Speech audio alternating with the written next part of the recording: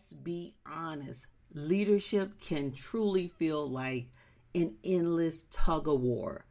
On one side, you've got your deadlines and meetings, the needs of the team, and then also the needs of your senior leadership. And on the other hand, you've got family, personal goals, and your own well being. And too often, it feels like the only way to win at work is to lose at life. But here's what I believe. I believe through trial and error and trying different methods, I truly believe that our lives are made up of seasons. Some seasons demand more at work, while others demand more at home. The key is not about balance, this 50-50. It's about integration. The goal is to lead well without sacrificing yourself in the process. When we sacrifice ourselves in the process, that's when we burn out and that's when we feel like we're losing. On today's episode, we're going to dig into how you can integrate your work and life in a way that protects what matters most. We'll talk about how to ground yourself in your values, set non-negotiables that act as anchors, establish boundaries as a leadership skill, and use practical integration practices to lead with clarity and confidence. So let's get into it. How do you lead without losing yourself? Now, I mentioned that I don't believe in work-life balance. I don't believe in the 50-50. It could be just because I've never experienced it in my life, but balance suggests this 50-50, like an equal distribution. And I don't see that as being realistic. Now, some people may say, my balance is not 50-50, it's 60-40, whatever that looks like. I just choose to call it more of an integration because I feel like integration acknowledges shifting seasons. For example, when I'm talking about seasons, you may have a busy quarter at work. It doesn't mean that your family disappears. It means that you get intentional about how you show up. But for the most part, you may be showing up more at work. I have it in my business. I have seasons where work picks up, to a point where I'm changing the way I speak. I get to spend time doing what I like doing at work, which means that I have to be more intentional about how I show up in my personal life with my family, with my friends, and definitely with my faith. So one of the first things you want to do to get to this integration, this place of integration, get clear on your values. And this you want to do no matter what. Get crystal clear on your values because your values are the foundation. This is what is going to guide you and direct you. This is what is going to help you determine if you should be saying yes or if you should be saying no. Get crystal clear. And an example could be, I mentioned faith. My faith is important to me. My family is important to me. My health is important to me. I would encourage you to write down your top 3 values. Write them down. Like if I said mine was, faith, family, health, right? If that's true, I have to ask myself, am I leading in alignment with these? Meaning, am I holding space for these things in my life? That's time and energy. Am I leading in alignment? And I can tell you, it's easy to say, oh yeah, but when you really go back and look at it, you may find that the answer is no, because what happens is you start to skip. If I say that I'm going to dedicate the first 30 minutes of the day to reading scripture or my spiritual time, and you skip a day and you skip a day and you skip a day. And before you know it, you've literally skipped a week. So you have to be really intentional about holding space for the things that you say are your values. They are your foundations. And here's a couple of ways that you do this, because just saying it and writing them down isn't enough. You have to have things in place that's going to help you to make sure you are protecting what's important. After you write down your values, you're going to define your non-negotiables. Your non-negotiables are kind of like guardrails that protect your values. We're going to keep getting more deeper and deeper, right? So originally I said faith, family, health. Let's say, for instance, with my family, specifically, family dinner may be a non-negotiable. I am going to have a sit-down dinner with my family 3 times a week. And the reason why I use 3 times a week, that's something that I've used before. When my kids were in high school and they played sports, we couldn't sit and have a meal every day because we had a lot going on between practice and games and, and things like that. But at least 3 times a week, I said that we needed to sit down together as a family and eat. That's a non-negotiable. And be descriptive, not just family dinner. How many times a week are you going to sit down for a family dinner?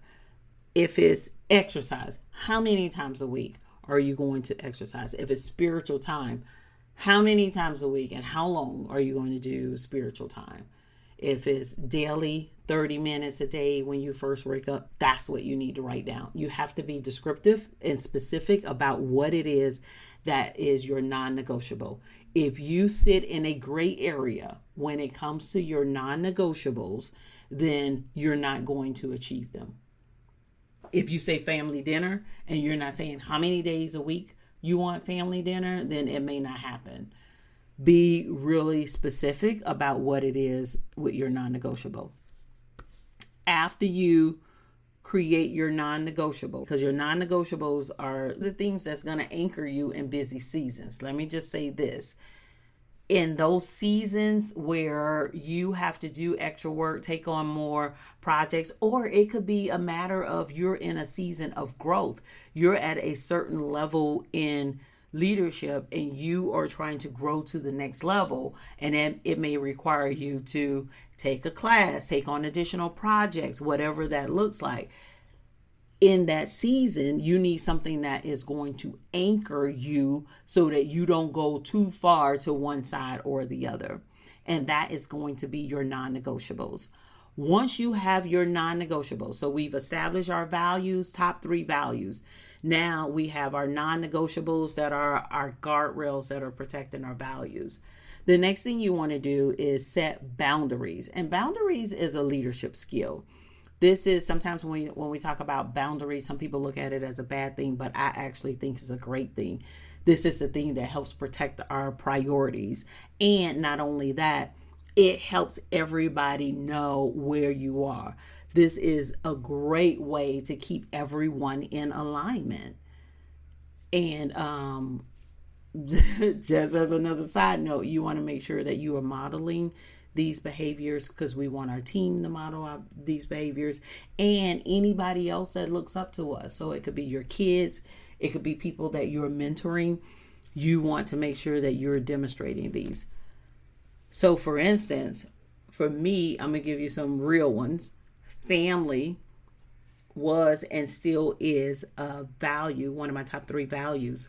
And for family dinners, when I used to do the family dinners where it was 3 times a week, one of the things that I set in place as a boundary was no emails after a set time, because that is dinner time. Another thing that I set in place, that we had a device-free zone. So, one of those zones was no phones at the dinner table.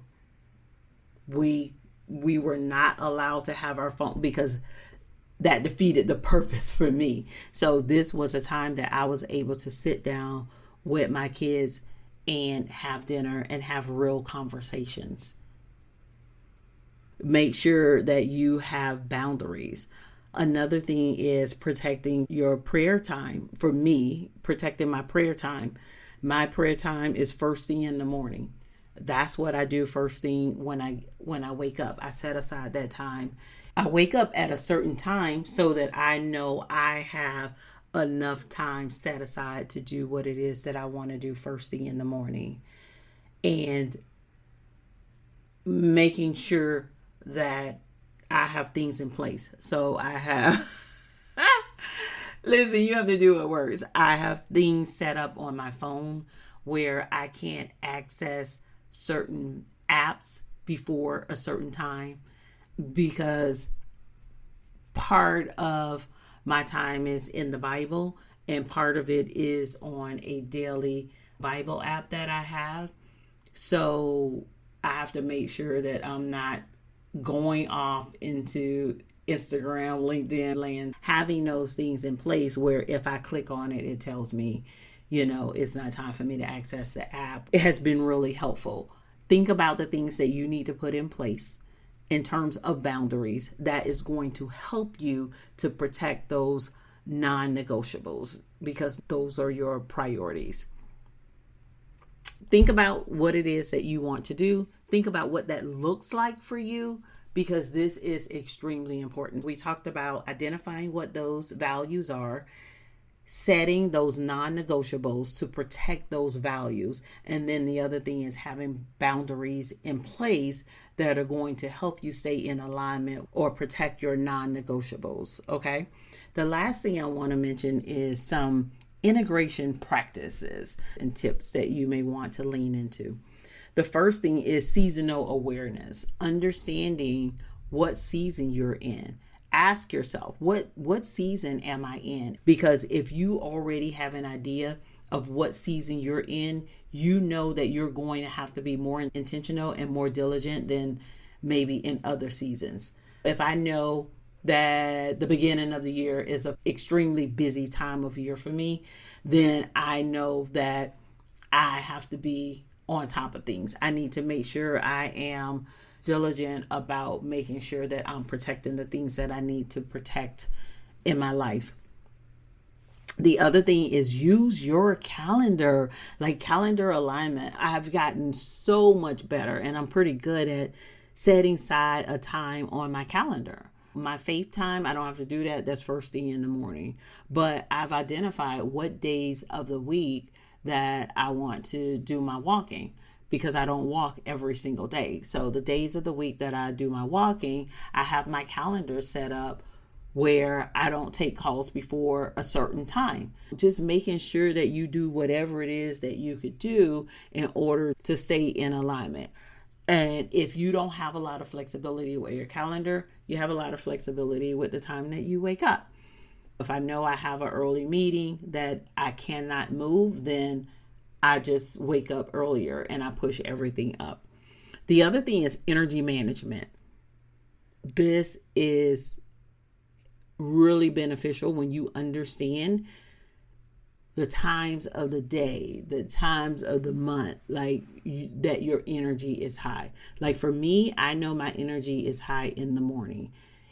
That helps me determine how I schedule my day. There are certain tasks that I schedule in the morning because I'm more alert, you know what I mean? But there's also certain things that drain my energy. And I know after I do those things, I'm going to experience an energy drain. So I'm really mindful about what it is that I schedule after that. For me as an introvert, if I am on back-to-back calls, like say for instance, I have a day that is a lot of calls, then I know by the end of the day, I need something that doesn't take a lot of energy because I just don't have it.